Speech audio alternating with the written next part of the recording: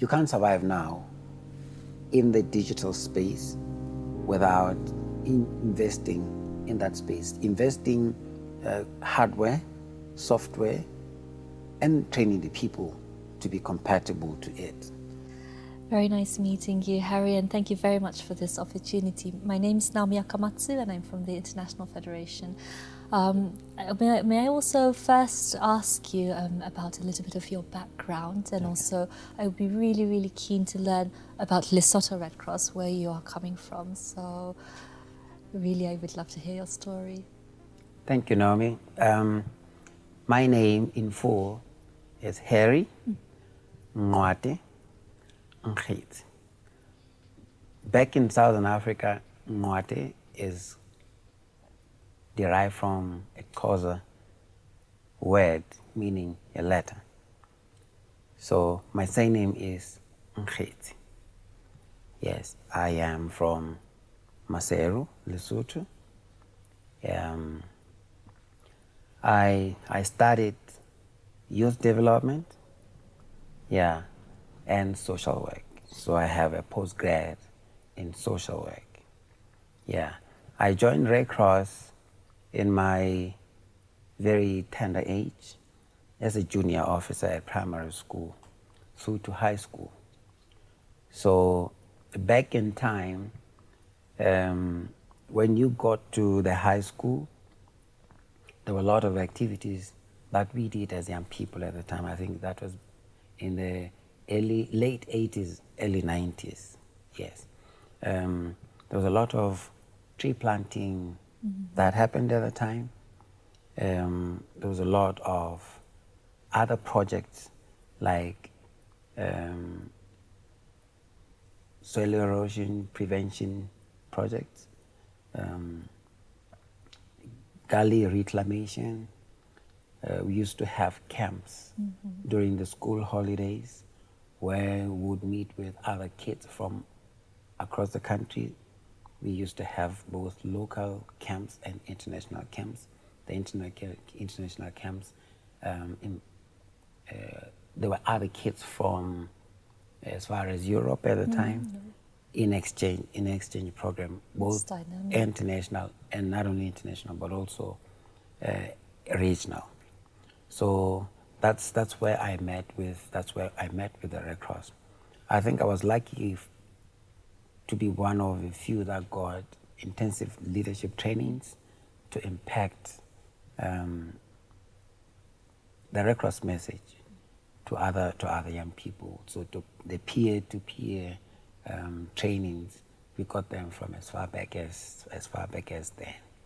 And I started by being a youth leader at that age, and then I grew up through the ranks until I became a branch, we call them the divisions in my country, until I got to be a divisional branch leader.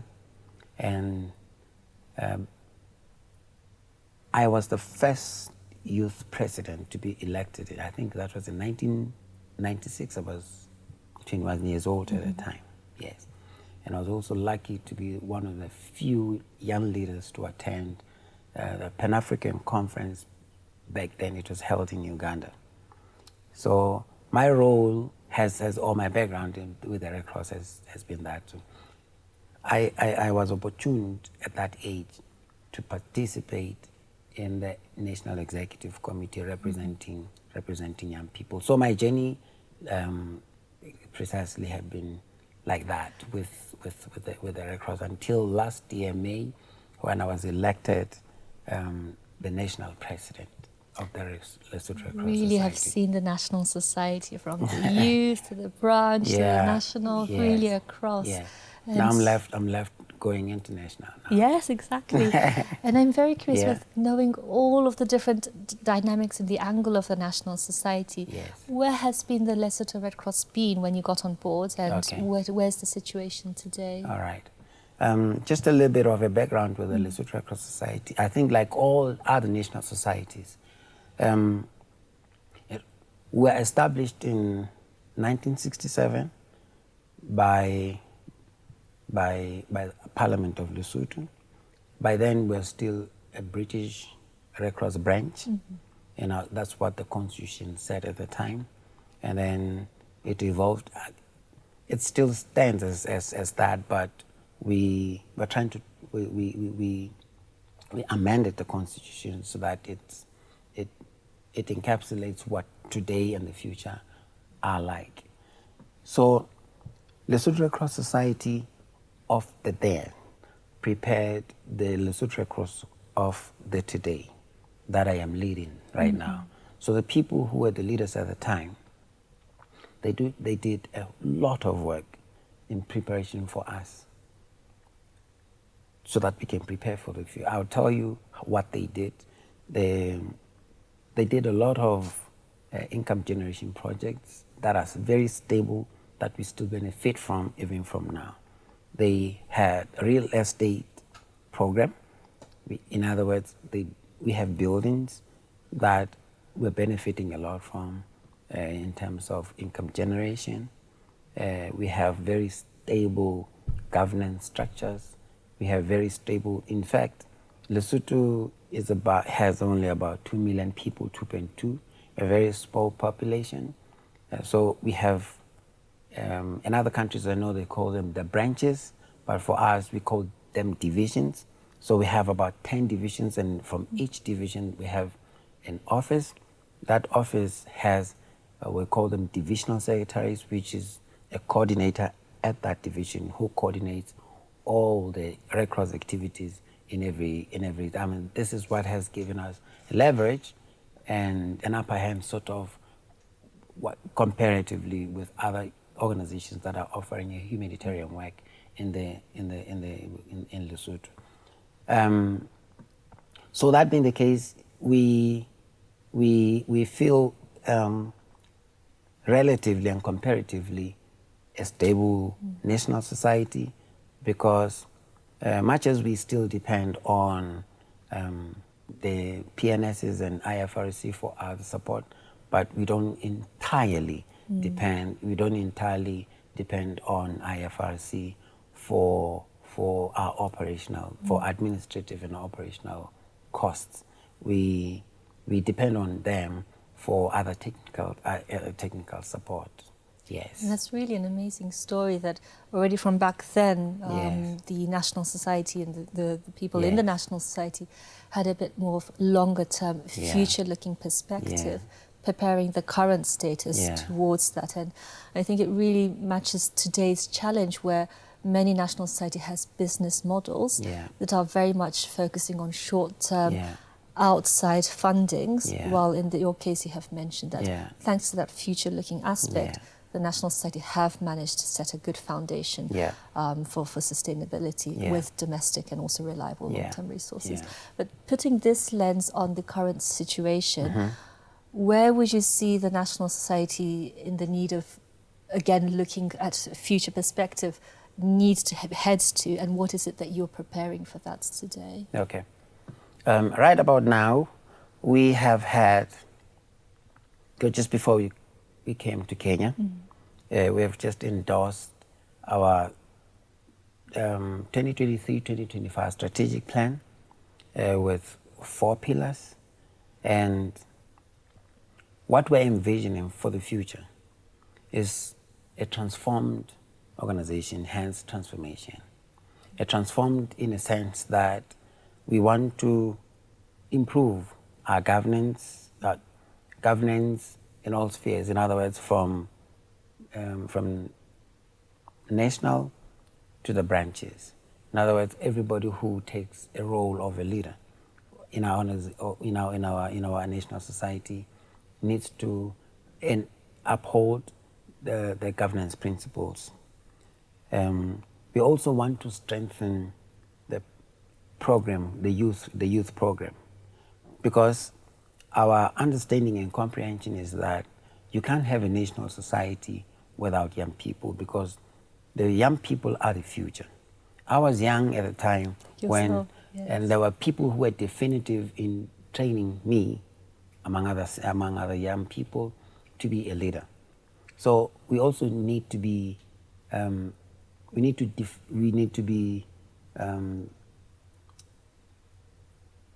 we need to be strategic about engaging young people into the governance. Young people have time and they have energy to do a whole lot of work that the national society, humanitarian work that we do, that can be found at any time. They can go anywhere at any time. So for us, it's very important to strengthen the youth program, because the youth program, they are the ones who are able to establish the branches who do the disseminations. So that's another one. But another important issue for us is scaling up our resource mobilization strategies, such that whatever that we have, that we've inherited from the past, we mold it and scale it up such that it benefits the future.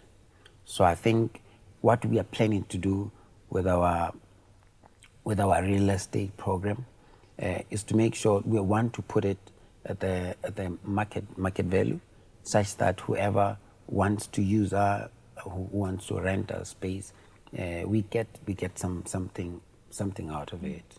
Yes, I think one other thing is to make sure that our disaster preparedness mechanisms are intact, such that we have the action teams ready in all our divisions, such that when the disaster strike, we respond swiftly, because that's our trademark as a Red Cross, that we are the ones who get to the disasters before anybody else, and we are the last to leave. So that preparedness, we need to have it and instill the culture of servitude within our volunteers. So basically, that's where we come from. But where we are at right now, with the analysis that we made of our strengths, weaknesses, opportunities, and threats, we know that we have a good relationship with our government, and the government of Lesotho supports where we have 4 clinics on our health programs. They support. We get a subvention from the government, supporting primary health care. Yes, and we also have a support. I think not so long ago they gave us land. With a house already. Okay. So all we need to do is just to develop it. We are planning to vacate our headquarters such that we develop it, and so that we can get more out of it monetarily. So we have a very good relationship with the government, which for us is a strength. And another strength that we have is that at least our society understands what we do. We still have a weakness on that, because there are still perceptions that when they see Red Cross, they think it's a very rich society. So a lot of people join Red Cross not only for them to assist other people, but wanting to get something out of it. So that still needs us to find ways to correct that kind of a mentality. But what could be a threat is that post-COVID-19, the financing models for a lot of PNSs, it dropped. Focus went to Ukraine. So the support that complemented our budget, it has been cut. So it has caused a little bit of a strain to our operational costs. So we need to be innovative to see how we get along to assist the vulnerable people, even with a minimal budget that we have. What COVID did again is the cost of food, cost of everything skyrocketed. So the cost of living, even with the very vulnerable people, has gone high. If you had $5, say for instance, you could help 5 people with it. Now with a $5, this time around you can only help one. So that also still needs us to be dynamic in approaching it. But like I said, it depends on what we do and how innovative we can be about it. I mean, that's really a huge, really comprehensive analysis and story of your national society. And I really like the fact when you think about the future, you were talking about investing in human capital, also financial capital, investing in a way that you're putting a good succession plan for, again, for people through the young generations and also through the assets that you are managing. I would also maybe like to ask you, within all of this situation today and also the vision that you have, can I ask you if you could share, in an honesty reflection, if you may allow, any of the challenges that you have come across, obstacles that you have come across in bringing this vision and the future perspective into reality of making change in your national society? I think like any other organizational development programs, there are still challenges. And some of the challenges are internal. Internal because of our human resource base, both for the volunteers and staff. Like I think I mentioned earlier on that we have the people that come into the Red Cross with the thought that they're going to benefit something as opposed to them giving out something. That has caused a lot of problem because of the expectations. This is coming especially from volunteers, or I mean, for per diems, etc.? Yeah, for per diems, for entitlement mentality that I'm a board member, some of the people that so I can use the vehicles. For me, these resources are ours because we are the, that's the part. But also misunderstanding of the dream, of the vision by some of the people that are in the governance. Why? Because our recruitment model does not choose who to be and who not to be. So from the grassroots, we have everybody. So the quality or not of the membership from the branch level, it gives us the leadership.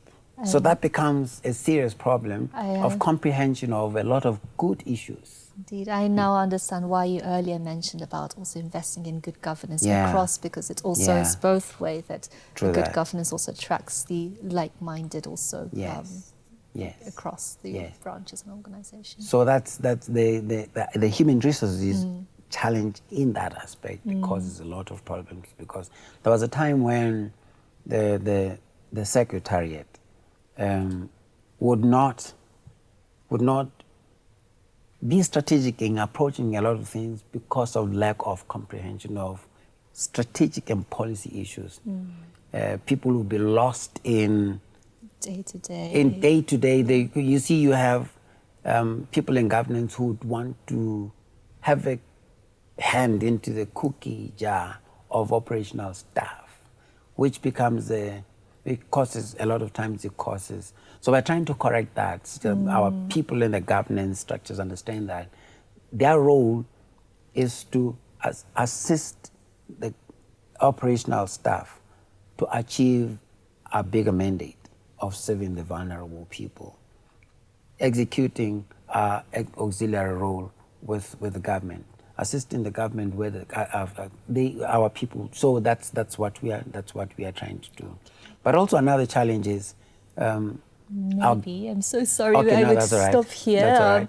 That's all right. I do have to run the session. It's okay. But as you are trying to talk about the next challenge, would it be okay if I hand it to Marie? It's perfectly fine. Marie would follow up on the second challenge, and maybe I'd be really keen to also have a deep dive on the characteristics.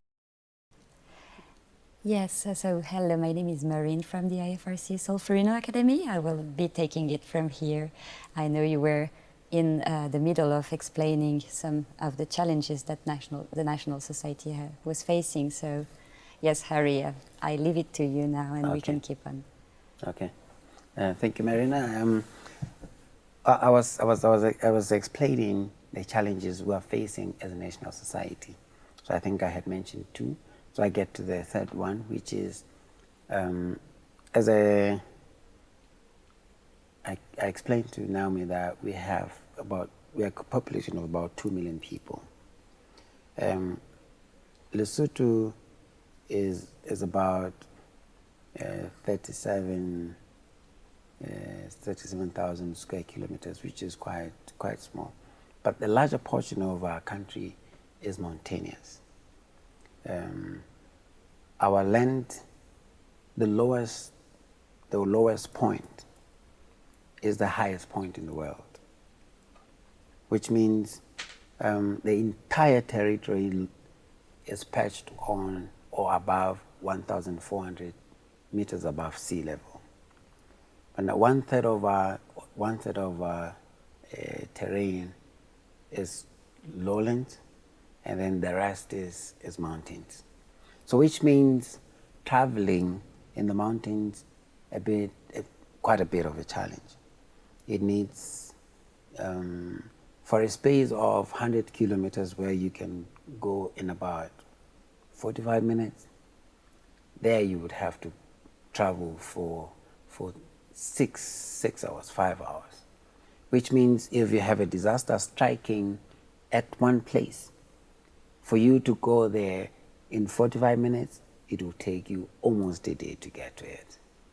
So which means we need resources to be able to respond quickly to such kind of disasters in such kind of environment. So it's still a bit of a challenge, but I think lessons learned from the study tour is that we got it that Kenya Red Cross is using the drones to respond to. So I think those are some of the best practices that we want to take back home to try to address such issues as those. Another challenge we have is our government that also thinks we have a lot of money. When things are right, they need to assist us to assist the people. But they have a mentality that we need to assist them to assist the people. So it is left with us as leadership of the national society to do our role in the humanitarian diplomacy to talk to them so that they understand Red Cross much better. And lucky, when we leave this place on the 4th of July, we've been invited to do the dissemination and presentation to the cabinet ministers and the prime minister. So that's why I'm saying some of these challenges already we have a plan how we can go about them. Yes. So I think basically those are. Oh, one other thing is resources are never enough. We rely primarily on rent from our buildings. I think in December last year, I think 2 of our main tenants, they decided to cut the contract with us. And apparently they were the government ministries to go to other competitors. So it left us without income for about 3 months to 4 months. So that strained us a bit. So it says to us we need to be quite innovative about how to deal with issues of that nature. Yes.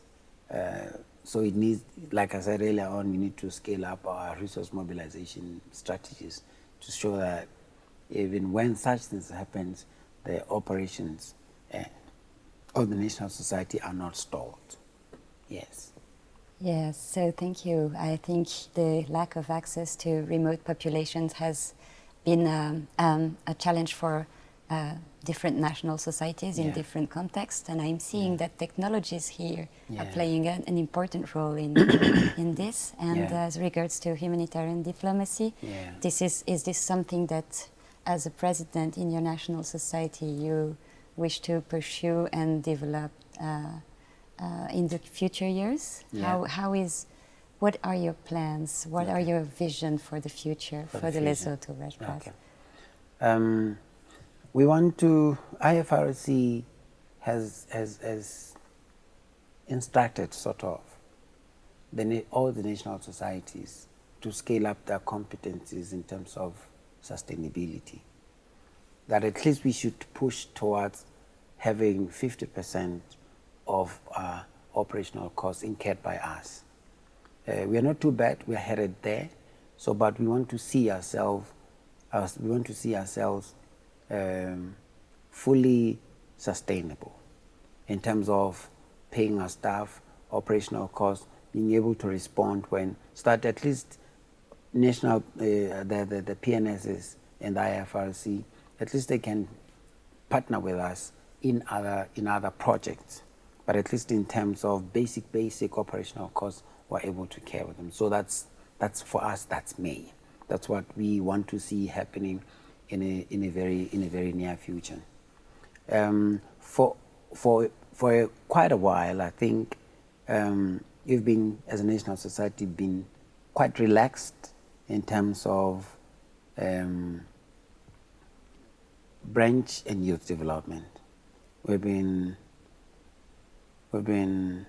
quite relaxed, for lack of a better word. So it's one area that we need to make sure that our youth program and branch development programs are at the forefront, such that we do the trainings for the volunteers on the ground, such that when the disasters strike, we don't have to use a lot of resources from the headquarters to the divisions, or from the divisions to the branches, or where the people really live. So it's important to strengthen the ordinary folks on the ground, such that when it happens, they're able to respond immediately. So that's one other issue that we want to make sure that it gets strengthened. But one other important issue, again, is to make sure that we strengthen our human resource base to try to move towards attaining or attracting skilled labor, human resource base or human capital. For quite a while, we've relied on people who've been with the Red Cross for over 20 years. So it has an impact on the organizational culture, because transformation becomes a bit of a challenge. Yeah. So we want to try to make sure that we attract the right skills with the right people, so that we can inculcate the culture of the humanitarian culture, the culture of service. But on the forefront again is issue of digital transformation.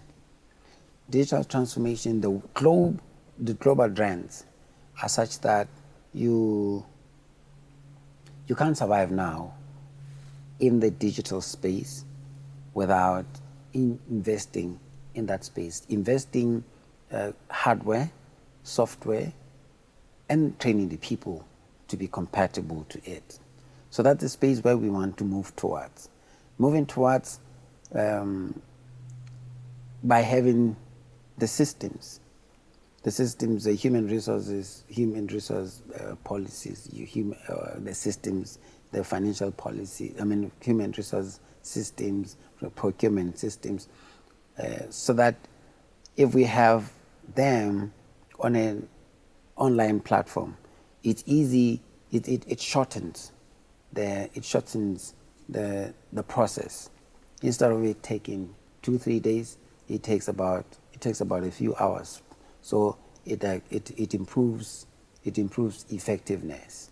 So basically, those are the issues that we're looking for into the new future. Oh, but I think the last one is the property management project, scaling up the